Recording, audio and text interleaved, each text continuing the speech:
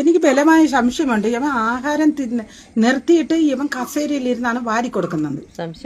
കയ്യിൽ ഒരു ചുള്ളി കമ്പ് കാണും ഇവന്റെ കയ്യിൽ. കാരണം ആ കുട്ടി അങ്ങനെ ആഹാരം കഴിക്കാറില്ല.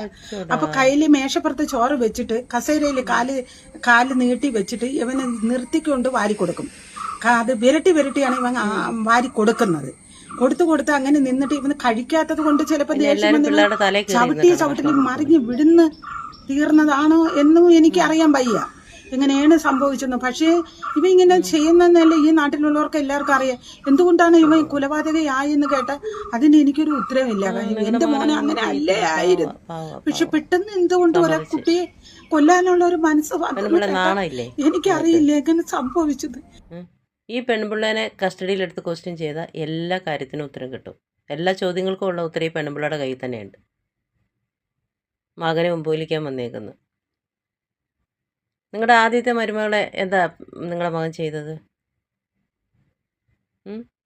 പിന്നെ എന്തിനാ നിങ്ങളും നിങ്ങളുടെ മോളും കൂടിയിട്ട് തെളിവ് നശിപ്പിക്കാൻ വേണ്ടിയിട്ട് വന്ന് വീടൊക്കെ കഴുകി വൃത്തിയാക്കിയത്? ഒന്നുമില്ലാഞ്ഞിട്ടാണോ? ശരി, അവനല്ല ചെയ്തേ. അപ്പം നിങ്ങളാണോ ചെയ്തേ? മിണ്ടാണ്ട് പൊക്കോ പെൺപിള്ളേ, വന്ന് ചിലക്കാതെ. ഒരു പിഞ്ചു കുഞ്ഞിനെ വടിയെടുത്ത് മിരട്ടിയാ ഭക്ഷണം കൊടുക്കുന്നത്. എന്തോ ഒരു സ്നേഹം. ഞങ്ങളൊക്കെ ഈ പ്രായമുള്ള പിള്ളേർക്ക് അങ്ങനെയൊന്നും അല്ല ഭക്ഷണം കൊടുക്കുന്നത്.